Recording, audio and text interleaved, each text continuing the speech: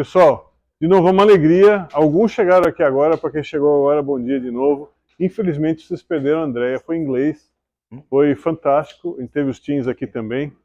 Eu também eu trabalho um pouquinho com o youth, né? Com a garotada, e eu adoro quando eu fico com os teens, porque eu aprendo um monte. Né? A gente não precisa nem só perguntar um pouquinho, que eles compartem um monte de coisa interessante, perspectivas diferentes. A gente foi teen, a gente foi adolescente, mas a gente esquece, né? Como é que são essas perspectivas de vida. Então, a Andrea falou um pouquinho, eu esqueci de falar o tema do estudo da Andrea, da palestra dela, mas eu não esqueço, agora não vou esquecer de falar do Marcelo. A Andrea anunciou que ela ia fazer. O Marcelo vai falar dos templos de pedra, aos templos do coração. O Marcelo, eu falei, Marcelo, como é que você quer que eu fale? Perguntei para a Andrea também, como é que você quer? Fala que nós somos amigos do Sunrise, né? E somos amigos do pessoal do Texas, do Espiritismo do Texas. Essa é a definição. E eles são muito, muito ocupados, né? E foi fantástico tirar um pouquinho, eles estão organizando muitas coisas, entre elas o evento, o simpósio da Flórida, que vai ser no começo, em abril, logo no comecinho de abril. No sul da Flórida. Mas eles tomaram o tempo de vir aqui para compartilhar um pouco de tempo. Marcelo e André são muito atuantes, são trabalhadores, são do Conscious Living, né? São do board da Federação da Flórida, são colaboradores da Federação Americana, né? USS Federation, são do Conselho da Casa do Caminho, né? Que é do Divaldo e todas aquelas pessoas fantásticas, né? Que ajudam, e das editoras, da Leal Publishing e da FEB aqui nos Estados Unidos. E o Marcelo, ele tem uma forma muito particular de navegar pela doutrina e trazer esses pontos para a gente. Então eu espero que seja de muito proveito. Eu gostaria que a gente envolvesse o nosso querido amigo Marcelo nos nossos melhores pensamentos. Marcelo, com você.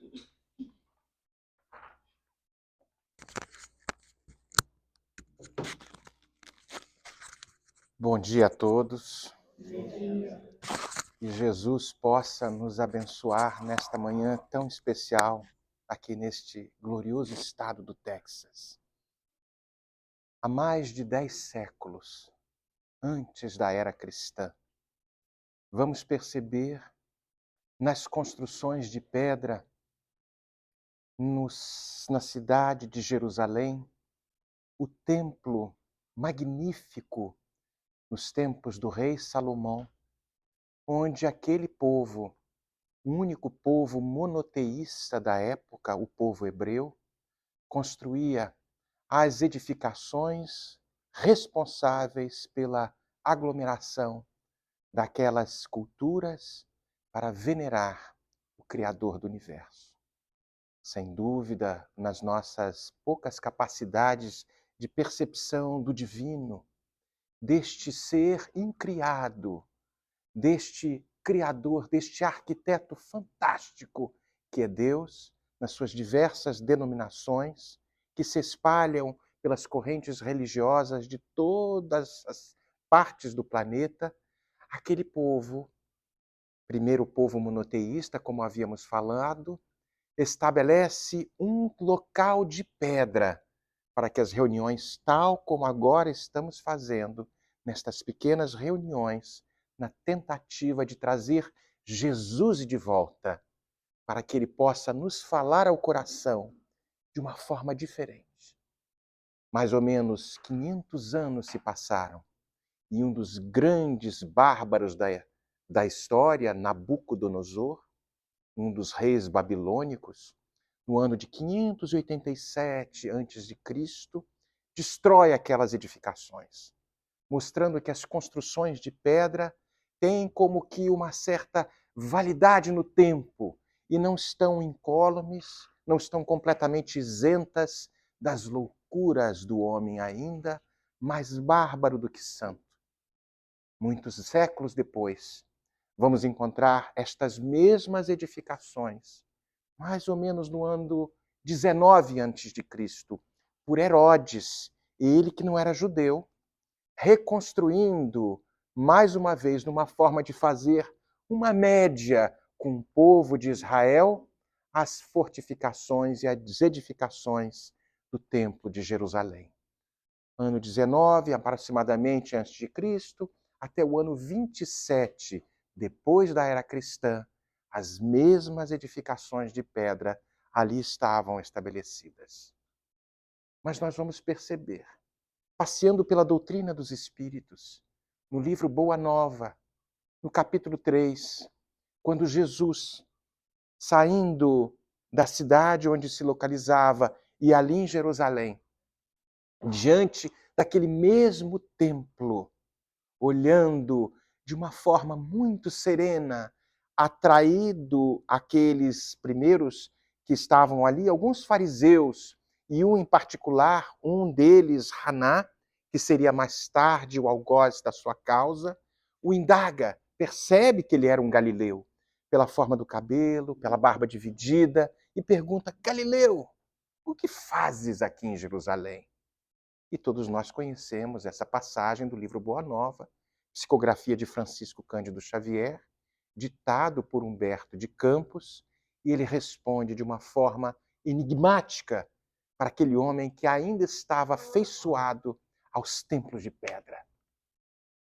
Busco em Jerusalém a edificação do reino de Deus. Haná não entendeu exatamente o que Jesus falava. E as indagações e os questionamentos ali se passam naquele capítulo 3, intitulado As Primeiras Pregações. E vamos falar, vamos entender, vamos perceber Jesus falando aqui, quando Haná o indaga, o que seria este reino de Deus? E Jesus nos traz. É obra divina construída no coração dos homens. Quando falo homens, da humanidade, porque as mulheres não estão isentas disso. Da humanidade. O tempo se passou e nenhum de nós, talvez, nesta viagem imensa dos ciclos reencarnatórios, não nos demos conta da beleza, da sutileza, da grandeza que o Mestre de Nazaré estava nos propondo. Desta construção íntima que, independente do local onde nós estejamos, seremos as páginas vivas de um evangelho que ainda não compreendido por nenhum de nós. Tanto é que vamos encontrar nestas mesmas edificações, no evangelho de Mateus, no capítulo 24, nos versículos de 1 a 5, quando Jesus, saindo do mesmo templo, e aqueles discípulos que estavam ali muito afeitos e impactados pelas questões da arquitetura, e sem dúvida impressionante, perguntam e indagam Jesus: que obra magnífica! E ele nos fala: em verdade vos digo, não ficará pedra sobre pedra. Nenhum deles entendeu. Nenhum deles entendeu, e no ano 70, Jesus já havia partido fisicamente, pois ele nunca nos deixou.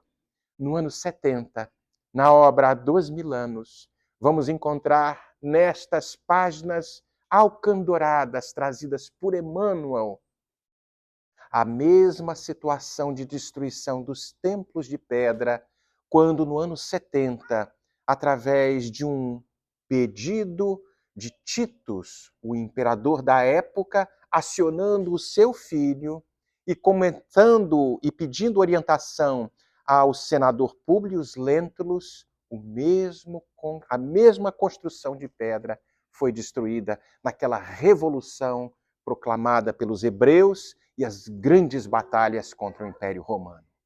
Hoje temos simplesmente o Muro das Lamentações em Jerusalém. É o que sobrou daquelas edificações magníficas de pedra, mas que não resistiram à insânia do mundo, ainda não compreendendo que há um templo necessitado de ser construído nas fortalezas indestrutíveis de um coração amansado, de um coração pacificado, de um coração que possa abarcar Jesus dentro dele.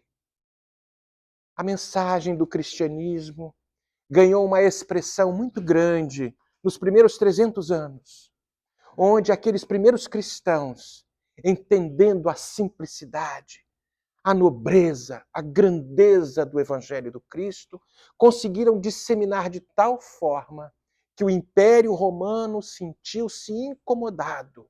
Os sacrifícios, os circumáximos nos postes foram tantos queimados em nome em nome deste homem de Nazaré. E aí a gente vai percebendo que num determinado momento ele ganha tanta expressividade, este mesmo cristianismo, que os próprios imperadores começam a questionar: será que não seria a hora de mudarmos de alguma forma? E um dos imperadores, Constantino, aproximadamente no ano 300, 307, depois da era cristã, nas batalhas sanguinolentas que ali se passavam, uma parte do Império Romano, na parte ocidental e na parte oriental, nas guerras fratricidas, vamos encontrar o mesmo imperador Constantino, um outro imperador, melhor dizendo, tem um sonho. E neste sonho, ele imagina uma cruz flamejante em fogo e com os desígnios escritos embaixo dessa cruz, in hoc signo vinces, em latim, sob este símbolo vencerás. Ele tem uma visão naquele sonho que era, de uma certa forma, uma espécie de uma analogia, uma espécie de uma confusão, e imagina que, talvez utilizando esta flâmula, este símbolo da cruz, iria vencer as batalhas que se estabeleciam entre o oeste e o leste. Pede para que todos os pretorianos, todos os soldados, marcassem nos escudos a cruz. E as batalhas foram as mais sanguinolentas, mas por acaso ganharam as guerras. Ele imagina, talvez fosse um aviso do céu. Veja que as más interpretações que possuímos, e tantas vezes com as cruzadas, da mesma forma pensamos, ele estabelece não mais a perseguição dos cristãos, e estabelece uma era de relativamente paz em face daquela simbologia, daquele sonho que teve. Ele desencarna. Outro imperador toma o lugar, Teodósio, e Teodósio passa, no Édito de Tessalônia, estabelecer como oficial a religião cristã, o cristianismo. Inclusive, proíbe a propagação dos cultos pagãos, onde, naquela situação de politeísmo, era muito comum no Império Romano. Mas nesses primeiros 400 anos daí para frente, esta mesma situação não foi compreendida pela alma ainda muito endurecida. E vamos perceber no estabelecimento da Igreja católica, apostólica, romana, católica como universal, apostólica como pelos apóstolos, romana. Mas por que romana? Se a Igreja do Cristo é para todo o planeta. As más interpretações foram as mais diversas. E numa tentativa de aprisionar o Cristo e Deus dentro, mais uma vez, dos templos de pedra, as fortificações, as construções, uma verticalização de todo um comando daqueles que têm contato com o divino e aqueles súditos que deveriam comunicar-se com Deus através desta hierarquia vertical. Mas todos nós, no silêncio do quarto, nas dores, nas situações mais diversas, quem de nós não pode falar com Deus? Sem a necessidade de intermediários, sem a necessidade de alguém que possa, através de um amuleto, de alguma coisa, embora ainda sejam necessárias para esses primeiros estágios, quem de nós precisa de alguém como um salvo-conduto que possa nos proporcionar conexão com o divino? Somos todos filhos de Deus. Nas construções góticas, belíssimas, sem dúvida, porque nos convidam à examinação das grandes capacidades que o intelecto humano possui, onde as catedrais imensas, como se fossem apontando para o céu, na busca de Deus. E quem entra ali dentro sente-se impactado, como se fosse amildado. Meu Deus, aqui Deus mora. E não se dão conta que Deus mora em todos os lugares, em todas as situações. Nas dores e nas alegrias, Deus está presente. Os séculos das guerras mais sanguinolentas se passaram. E foi preciso, no século XII, no ano de 1181, em setembro, que um dos seus apóstolos, João Evangelista, mergulhasse mais uma vez nas vestes carnais, para tentar falar para as gentes que ali se encontravam, pois a igreja encontrava-se em ruína, apegada às coisas da matéria, aos templos de pedra, às coisas que ainda precisavam ser tocadas, olvidando-se da necessidade de construir esta obra divina no coração de cada um de nós, como disse Jesus nas primeiras pregações. O nosso querido João Evangelista vai retornar na pequena cidade de Assis, como numa convocação divina do Cristo, e ele nasce numa família abastada.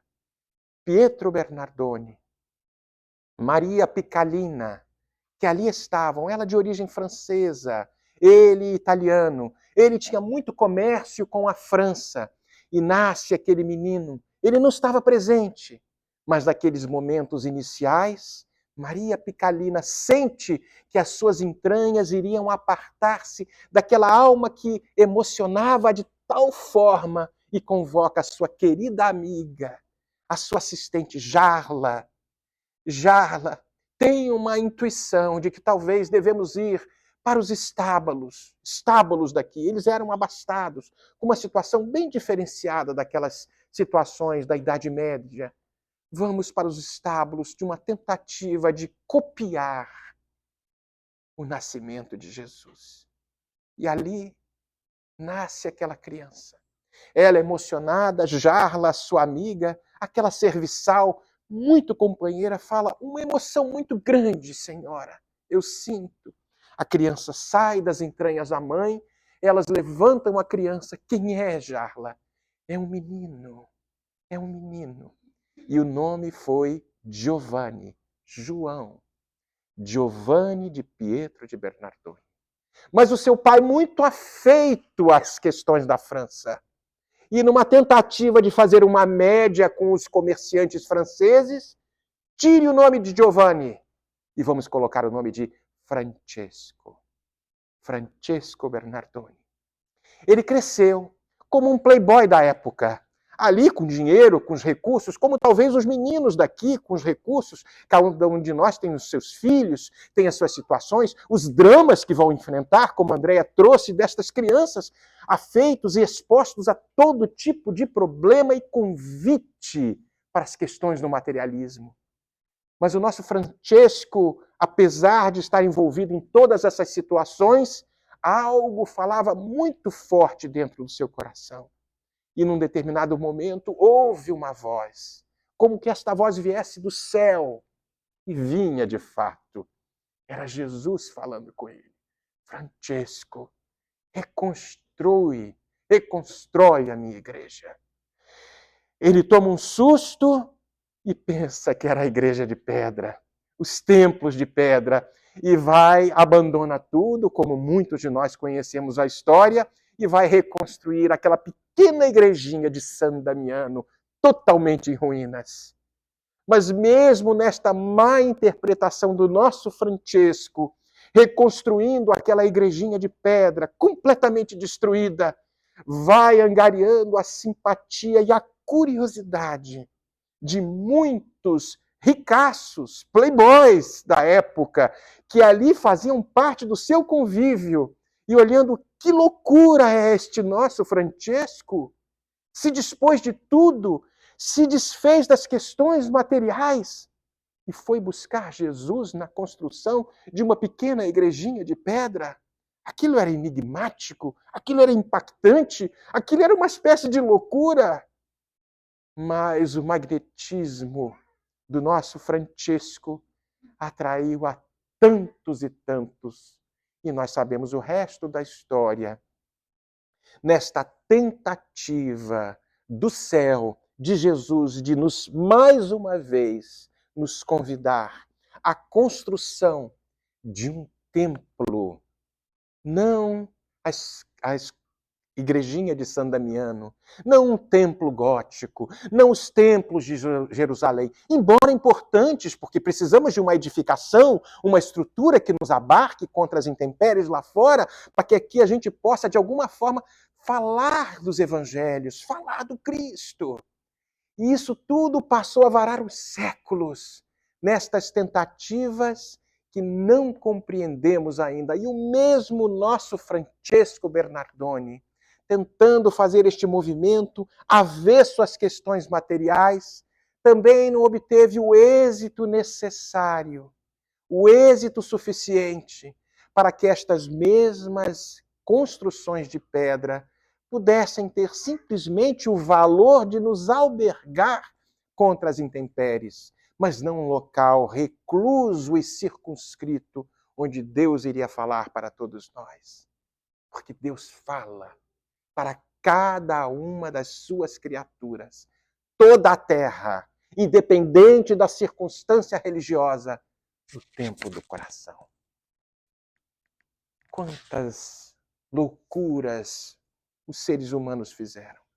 Quantas guerras nas cruzadas, nas lutas mais complexas das inquisições, numa tentativa dogmática e sem nenhum senso de racionalidade estabelecer quem seriam os eleitos capazes de se comunicar com o divino, com Deus. Foi preciso que as vozes do céu pudessem se manifestar naquela pequena cidade de Hydesville, ali no ano de 1948, naquela comunicação que muitos de nós conhecemos, onde as irmãs Fox, tomando contato com aquele espírito, Charles Rosner, identificaram que ele foi um mercador, um mascate que havia sido assassinado por os antigos donos daquela instituição, daquela casa.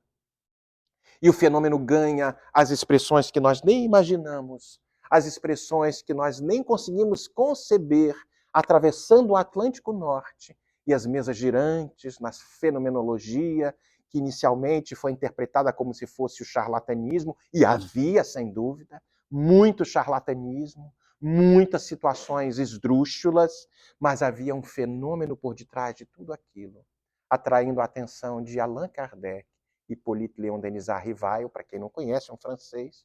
Temos aqui francesas do passado, que talvez conviveram com estas situações e atraindo a situação e o contato com aquelas coisas, nós percebemos que a vida continua. Neste videozinho que Andréa mostrou, anterior, nos princípios do Espiritismo, falando que Deus, a existência de Deus, ela é irretocável. Este arquiteto infinito, causa primeira de todas as coisas, inteligência suprema do universo, nos criou para a verdadeira felicidade. Uma felicidade que só através de um estudo, talvez, racional inicialmente, porque somos mais racionais do que emotivos, mas sabemos, através da pergunta 780 deste mesmo livro dos Espíritos, que a asa da intelectualidade cresce primeiro para despertar no seu tempo adequado as questões relacionadas à moralidade, à emotividade, ao senso de Deus dentro dos corações.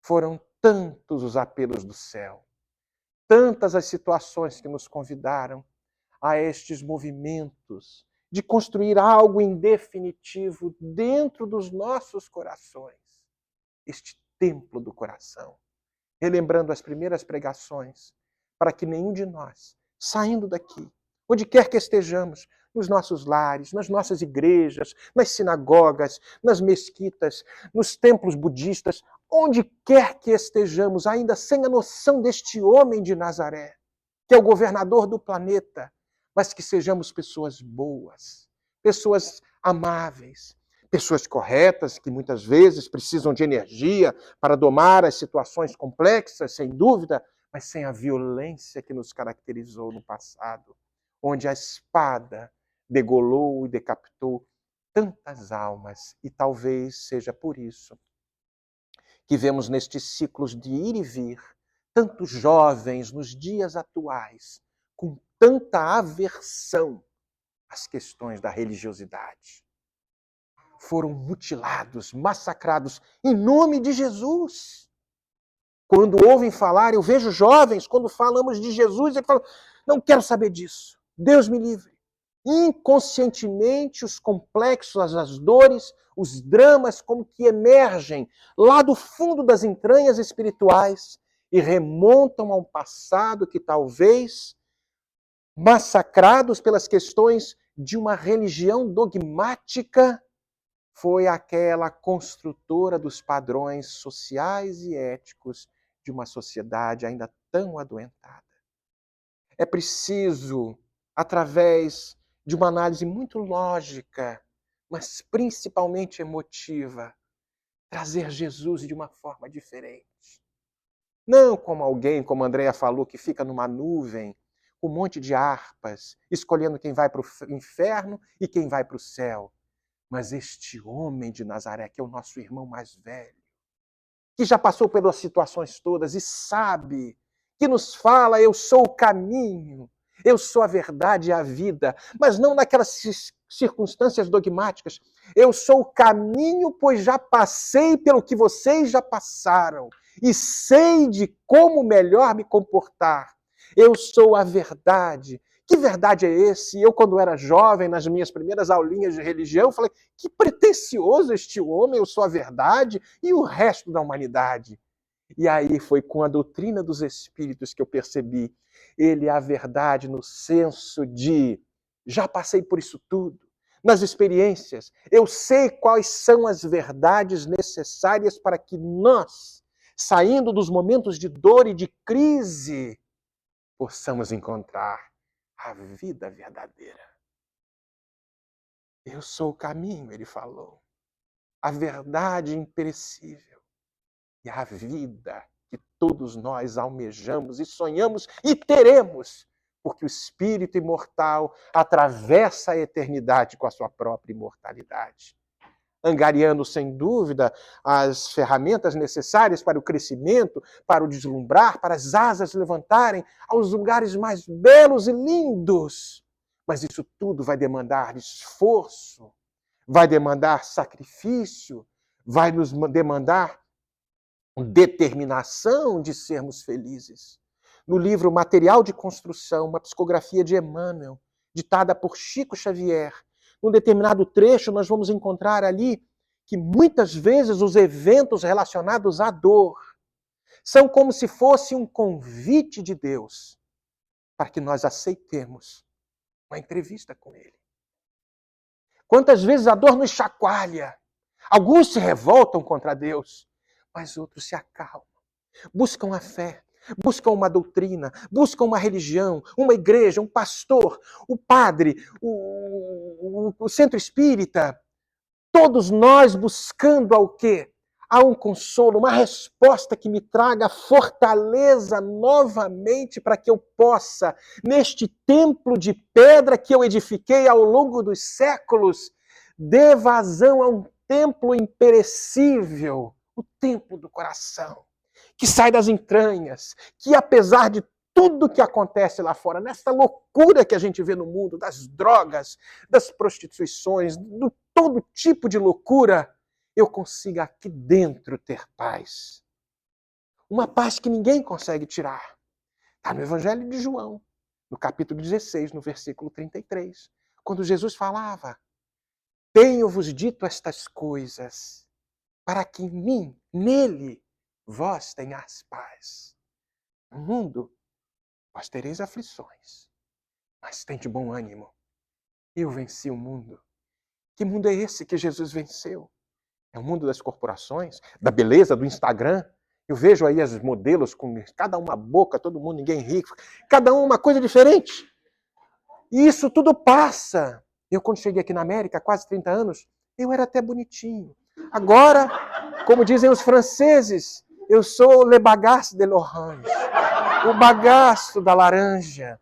Então a gente percebe que tudo que a gente põe, os valores que nós colocamos nas questões da matéria, nos templos de pedra, tudo isso vai passar. Mas há algo diferente, porque à medida que eu envelheço, que eu ganho, sem dúvida, as rugas e essa barriga, e hoje em dia só uso camisa de bolinha, uma camisa com uma bolinha aqui na frente. Tudo isso que nós hoje damos tanto valor, tudo isso vai ficar no pó do mundo. E um dia eu vou passar dessa para melhor ou para pior, dependendo de como eu vou viver. E as pessoas chegam no centro espírita e perguntam: meu Deus, dormiu, morreu dormindo. Ah, eu quero morrer assim. Quem é que sabe como esta era a alma atormentada, dormindo com seus dramas, sem perdoar, sem fazer as questões necessárias para que neste processo de construção de um templo imperecível possa passar desta circunstância material para o evento espiritual com a paz de espírito. Onde está escrita a lei de Deus? Pergunta 621, na consciência. Estávamos em 2015, num evento em Utah. Belo evento. Eu já falei isso aqui, me perdoem aqueles que já escutaram. Naquele evento em Utah, onde 80 religiões foram convidadas, 80 religiões, 60 países. E ali o Espiritismo estava pela primeira vez. Estávamos eu, minha esposa, Andréia, e um grupo de pessoas distribuindo as obras todas espíritas, os evangelhos, uma série de coisas, tudo de graça. Haja dinheiro, meu Deus do céu. Mas bons doadores fizeram parte desta campanha. E abrindo aquela cerimônia, onde 10 mil pessoas estavam naquele auditório, o governador de Utah, ele abre as falas iniciais e convida um cacique indígena, um Native American, que se posta e traz um pequeno histórico daquele estado. Eles pertencentes à tribo Ute, por isso o estado Utah, falando dos primeiros espanhóis, que chegando na costa leste, atravessando o país até a costa oeste, pararam ali. E ele nos traz as mensagens que muita coisa complicada, sem dúvida, aconteceu. E nós sabemos disso. Mas estes mesmos espanhóis nos trouxeram uma coisa que nunca esquecemos: as mensagens de Jesus. Não tinha uma alma ali que não caísse em choro. E estávamos no meio de muçulmanos, budistas, católicos, protestantes, evangélicos, todas as espíritas, e todos nós, por uma energia que não conseguimos imaginar, nos envolveu de tal forma, mostrando que este governador do planeta chamado Jesus Christ quer que toda a terra se une. Pois somos este rebanho que talvez, como no Evangelho de Lucas, nos apartamos por séculos incontáveis na tentativa de construir um local físico e nos olvidando da necessidade de trazer este mesmo homem, Jesus, para dentro do coração. Ele termina a sua fala, abre os braços e convida a todos para fazer a prece dominical. Um Native American: Our Father, which art in heaven, hallowed be thy name, thy kingdom come, thy will be done on earth as it is in heaven. Give us this day our daily bread and deliver us from evil. E segue falando em algumas outras partes mais desta prece dominical, nos mostrando nesta que é uma das preces mais belas que o Cristo nos ensinou, talvez a mais concisa, a mais elucidativa, nos mostrando a vontade de Deus acima das nossas mesquinhezes, ainda fazendo parte de tudo isso, que deve ser o condutor das nossas vidas para que este caminho mostrado por este Evangelho do Cristo, elucidado pelas letras do Espiritismo, nos mostram que há uma razão para o sofrimento, que a minha origem é divina e que então, para este divino, eu voltarei, e o poeta Castro Alves, na obra de Parnaso de Além Túmulo, que Andréa nos traz, quando nos traz através da psicografia do nosso Francisco Cândido Xavier, fala a respeito desses processos. Há mistérios peregrinos nos mistérios dos destinos que nos mandam renascer. Da luz do Criador viemos, múltiplas vidas vivemos, para a mesma luz volver.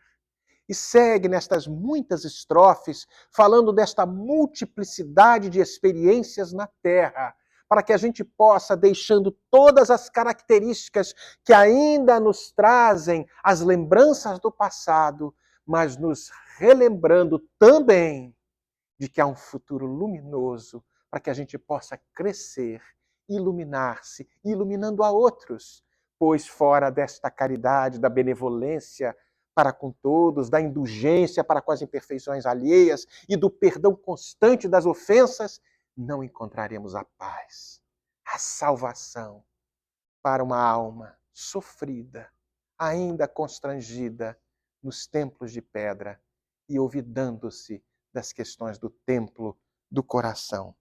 Numa mensagem belíssima da obra Fonte Viva, no capítulo 93, vamos encontrar numa carta de Paulo aos Hebreus, no capítulo 13, no versículo 10, um comentário falando: temos um altar íntimo. E Emmanuel nos traz a explicação desta passagem do Fonte Viva, do capítulo 93. Nos traz: até agora, construímos altares em toda a parte, reverenciando o Mestre e Senhor. De ouro, altares de mármore, de madeira, de barro, recamados de perfumes, preciosidades e flores, erguemos santuários e convocamos o concurso da arte para os retoques da iluminação artificial e da beleza exterior. Materializado o monumento da fé, ajoelhamo-nos em atitude de prece e procuramos a inspiração divina. Realmente, toda movimentação nesse sentido é respeitável, ainda mesmo quando cometemos o erro comum de esquecer os famintos da estrada em favor da suntuosidade dos cultos, porque o amor e a gratidão ao poder celeste, mesmo quando mal conduzidos, sem dúvida, merecem veneração.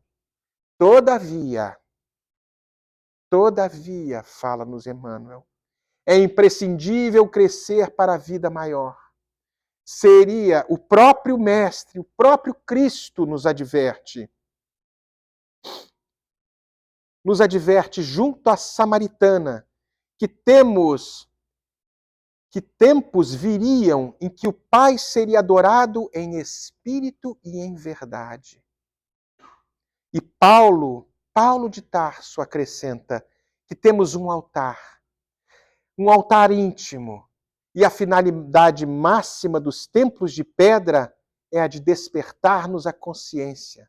E o cristão acordado, porém, caminha oficiando como sacerdote de si mesmo, glorificando o amor perante o ódio, a paz diante da discórdia, a serenidade à frente da perturbação, o bem à vista do mal. Não olvidamos, pois, o altar íntimo que nos cabe consagrar ao divino poder e à celeste bondade de Jesus.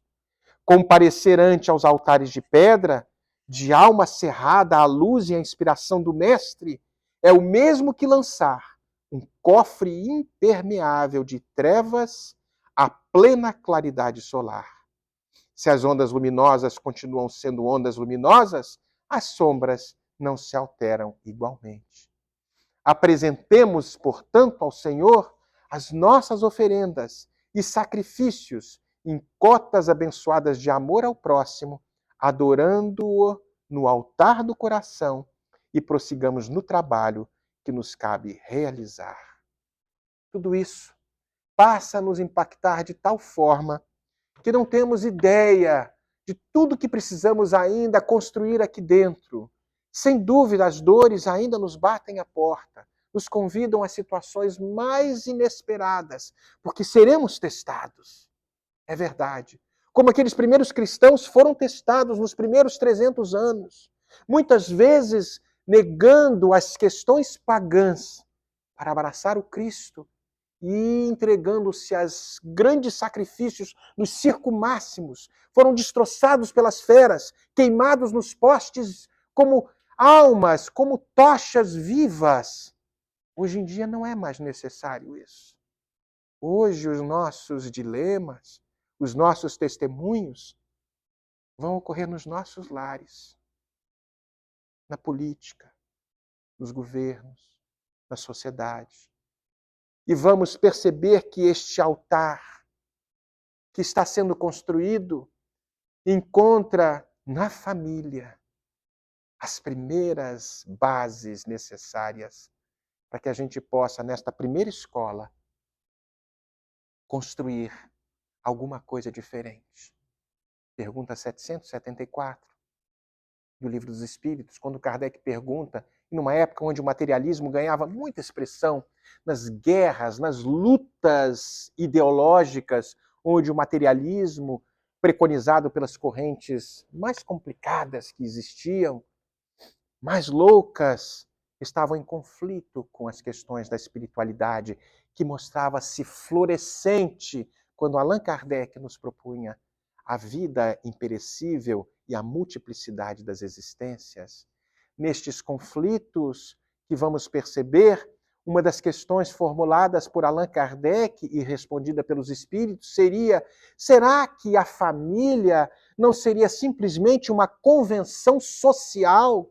Porque percebemos nos animais que quando os bichinhos chegam a uma determinada idade, eles vão embora e nem se lembram mais da mãe, tendo até relações com a mãe no futuro, porque nem se encontram mais nisso, neste mesmo padrão de moralidade. E os espíritos respondem: quando alcançado o momento da humanidade, existe uma destinação diferente, a destinação do ser humano de conhecer a Deus. E mais para frente, na pergunta seguinte, de O Livro dos Espíritos, a pergunta 775, Kardec pergunta o que ocorreria se os laços de família se afrouxassem. E os espíritos respondem: uma recrudescência do egoísmo, mostrando que a família é a primeira escola para que a gente possa, nessas dificuldades, porque às vezes vem alguém complicado no seio familiar, mas nós também fomos complicados. Então, nestes complicados que se unem, o convite à caridade, como era entendida por Jesus, na pergunta 886, benevolência para com todos, indulgência para com as imperfeições alheias, pois também nós as possuímos, e perdão das ofensas. Não significa anuência com o erro, absolutamente. Porque existem crianças e filhos que precisam realmente rédea curta. Às vezes, dois gêmeos, um é um santo, o outro é o rascunho do mapa do inferno, e tem que segurar aquela criança, porque é um troço de doido. Então a gente vai perceber que para a mesma prole, mesmo DNA, mas espíritos diferentes, com bagagens diferentes, vamos ser mais duros com esses, mais limite. E há um grande pesquisador, William Damon, da Universidade de Stanford, que fala e fez uma análise da sociedade e da adolescência dos tempos atuais, dizendo que os adolescentes, isso década de 90, acho que piorou. Lógico que tem futuro. Falou que eram adolescentes e jovens extremamente centrados em si mesmos, egoístas, não eram nem imorais, eram amorais, desprovidos de sensos de moralidade. São espíritos complicados que estão aí, muitas vezes sendo entregues às nossas mãos, nesta célula que merece, sem dúvida, muita observação, chamada família. Mas se os laços de família fossem afrouxados, uma recrudescência do egoísmo iria nos convidar a, mais uma vez, aos mergulhos na carne, talvez com as mesmas famílias, talvez trocando de posição aqui e ali, para que o amor, como era entendido por Jesus, pudesse e possa ser verdadeiramente proclamado, para que o templo do coração seja construído em definitivo dentro de cada um de nós. Muita paz, que Jesus possa nos abençoar e perdoe pelas minhas brincadeiras, pelas minhas piadas, mas este homem chamado Jesus me emociona demais e acredito que a todos vocês. Esta é a doutrina dos Espíritos. Estamos aí tateando, ainda aos pouquinhos, tentando encontrar este modelo e guia, como os bons Espíritos nos falavam. Que modelo perfeito está sendo oferecido, foi oferecido para toda a humanidade? E os Espíritos respondem na resposta mais concisa: Jesus. Que Jesus nos abençoe. Muita paz a todos.